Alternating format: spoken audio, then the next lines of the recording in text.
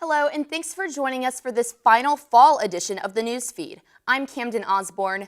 Coming up in our last newscast of the season, we'll hear what the expectations are for Virginia Tech's football program as the university welcomes a new head coach. Plus, a look at how changes to a popular Blacksburg roadway will impact local motorists. And we'll check out a specialized weightlifting program designed for women only. In our first story, we take a look at the Progress Streetscape project. It is an idea that was presented in the Blacksburg Downtown Strategic Plan in 2019. The current goal of the project is to decide on a conceptual design that is ultimately buildable and will make the street more accommodating for bikes and pedestrians. There are also plans to build a parking garage on Progress Street. However, before going through public process and design on the parking garage, the goal is to set the plans for the streetscape. A public survey was recently conducted asking input from Blacksburg residents to provide feedback on the 3 conceptual designs of what the streetscape could look like. Matt Hanratty, the project lead, says the 3 designs were meant to spur conversation and get people talking about the project. Straddling that line of engaging far enough along so you can get good, meaningful feedback and they can kind of see some ideas conceptually where you're headed without saying, no, this is the right design. We think this is the right one. A concept for the project is expected to be chosen during the first quarter of 2022.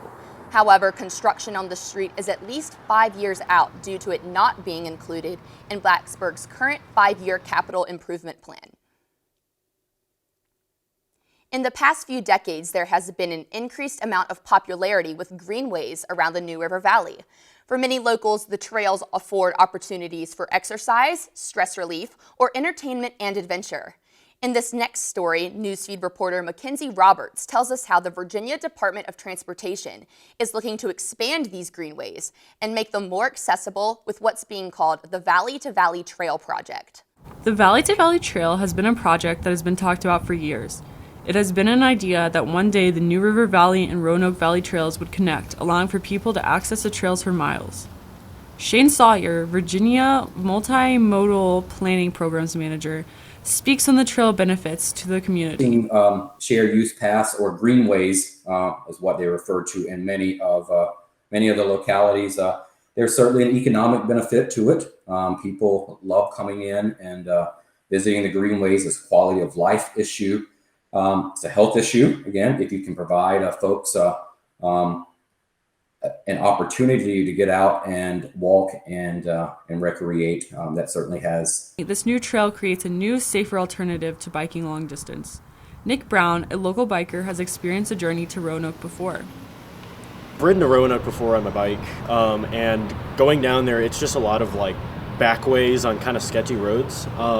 If they had a trail network set up, then that would make it so much more convenient and then safe as well, because I wouldn't have to be worrying about cars hitting me while I'm driving or riding my bike on the side of the road.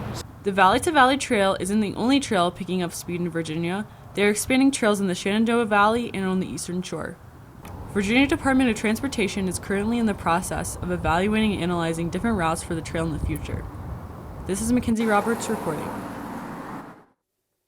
Virginia Tech Recreational Sports recently started a new program to get women more involved in lifting weights. The new program is called Women in the Weight Room. The idea for the program came after a female reporter for the Collegiate Times began to do a story on women feeling uncomfortable at the gym. As the name suggests, the program is designed just for women, with the main purpose of making them feel more comfortable while working out. It also helps those who feel intimidated by big gym crowds. Each session is an hour long at McComas Hall in the downstairs section of the weight room area, and no men are allowed while the program is occurring. So far, the program has received positive feedback from the women who have attended a session. I really liked it. I think the workout they did was really good. It was a good beginner level for some people who really had never worked out, and since I thought it was good exercises where I could have added more weight and done more things, but also they're basic. There are designed workouts for the participants to follow that are led by personal trainers. The trainers are also there to help participants with individual workouts if they do not want to do the designed one. Participants are also not required to stay in the designated workout area during the program. Stay with us, there is more just ahead on the news feed. Coming up, Virginia Tech is entering a new era of Hokie football.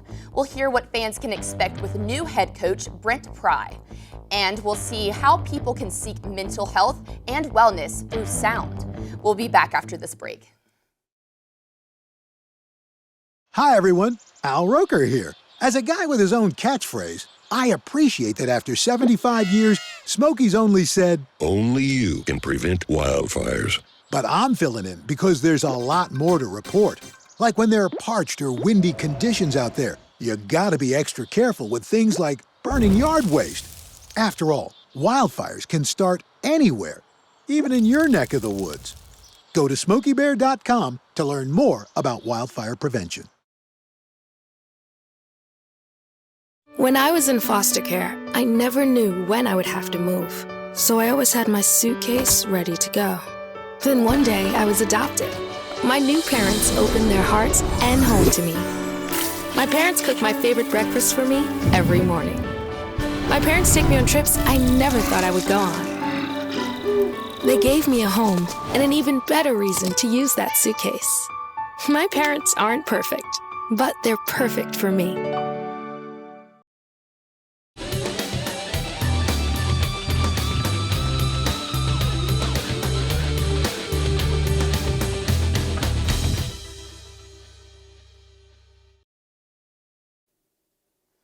Welcome back to the newsfeed. I'm Camden Osborne. Big changes are ahead for the Hokie Nation as the head football coach for the last 6 years has been quickly replaced. Newsfeed reporter Callie Sullivan has more on what this may mean for the future of Virginia Tech football. On November 16th, Virginia Tech head football coach Justin Fuente was fired after 6 seasons. While this decision left many with very strong feelings, the air was much lighter as new head coach Brent Pry from Penn State arrived this week with a new sense of hope and optimism for Virginia Tech football's future. Brent Pry was previously the head defensive coordinator at Penn State before landing the Virginia Tech head coaching job. He shared that there were very few places that would make him leave his beloved Penn State, and Virginia Tech was at the top of the list. Sports journalist Ryan Castle shares Coach Pry's roots and how they might help bring the soul back to Virginia Tech. I think that this hire of Brent Pry for Virginia Tech is going to signal a shift back to the old 90s way of Virginia Tech football, very much focused on defense, special teams. Pry was a graduate assistant under Frank Beamer and Bud Foster. So Hokie fans that are used to that style of football, defense, hard-nosed, physical brand, that's what you're going to see a lot more of with Brent Pry. Coach Pry signed a $27.5 million 6-year deal with VT, and he is already putting it to good use, recruiting valuable Virginia natives in his first week. Fans have been upset for years about the lack of in-state recruiting done since Coach Beamer's retirement. Former Virginia Tech football player and current NFL scout Ishmael Cisse says he believes with Brent Pry on board, this will all change. So he knows how to recruit the DMV, which is huge for Virginia Tech. They have to learn how to win the DMV when it comes to recruiting. And I believe he'll do a great job in it. And we'll have a great defense for the next couple of years. So I'm excited about this hire. Reporting for the newsfeed, I'm Callie Sullivan.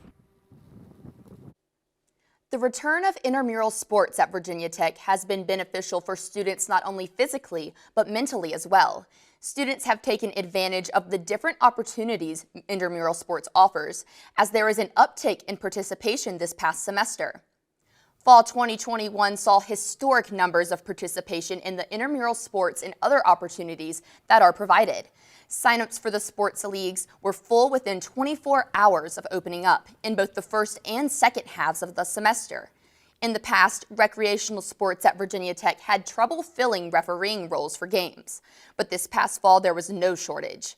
William Flynn is the director of officiating for intramural sports at Virginia Tech. We've definitely seen a lot higher levels of participation from the student body, and definitely a lot more enthusiasm in terms of people bringing fans and friends to watch them play. Everybody's just excited to have something to do and get them out of the house. It is no secret the positive effects exercise can have on mental and physical health. Virginia Tech expects the resurgence of intramural sports this past fall to continue to grow in the spring, especially as the weather gets warmer. As the hustle and bustle of the holiday season quickly approaches, for many, increased stress levels are also in full spirit. The sounds of gongs and tuning forks may not be your traditional Christmas carol, but they have been shown to help relieve stress and bring about relaxation and restoration to our bodies.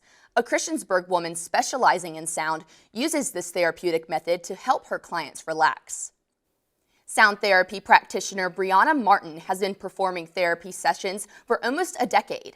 After starting on a pre-made track and switching her studies to music, Martin says her healing practice using sound strikes the perfect chord between the two. Working out of her home studio in Christiansburg, this self-taught practitioner uses combinations of Tibetan and crystal singing bowls, tuning forks, drums, gong, and her voice to soothe her clients during her individual, partner, and group sessions. Often confused with music therapy, sound therapy uses instruments that produce sequences of tones and vibrations, not rhythms or songs. Martin says this practice has been proven to trigger nitric oxide releases from our cells, a process that is hindered when we feel stressed. It's all about helping people find that meditative state within, creating a space to, stopping the stress response because we're constantly bombarded with things that are stressful. And so, there's a lot of study on how meditation is very helpful to help heal and keep us healthy. And so, it's just another way to achieve that.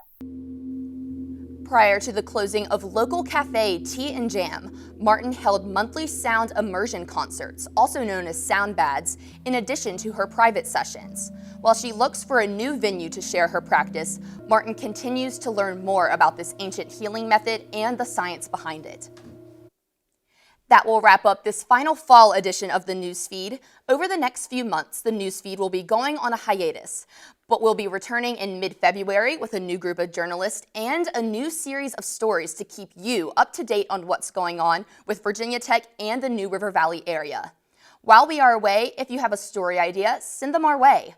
You can connect with us on Facebook or Twitter, or send us an email at thenewsfeednrv@gmail.com. Thanks for joining us. I'm Camden Osborne, and for all of us here at the Newsfeed, we hope you have a safe and enjoyable holiday season.